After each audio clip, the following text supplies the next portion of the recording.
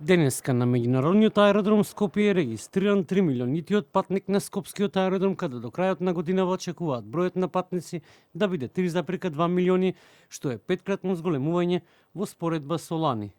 Во чест на овој успех, 3 милионитиот патник беше награден со бесплатни аеродромски услуги и производи, обезбедени од нашите сестрински компании БТА, АТУ, ТАВМОС, а Визери обезбеди 2 бесплатни авио билети до дестинации што сама ќе ги избере од меѓународниот аеродром Скопје.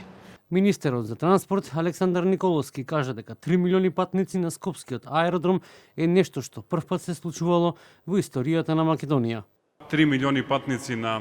Скопскиот аеродром е историја, нешто што првпат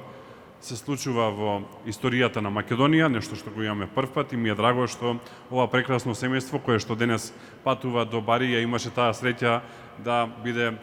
токму 3 милионитиот патник кој што го гледа Скопскиот аеродром. Инаку, наредната година стартуваат нови авиолинии тоа од Скопје до Неапол и до Будимпешта од април, додека од Охрид до Катовице, Вроцлав и Милано ќе се лета од 28 јуни.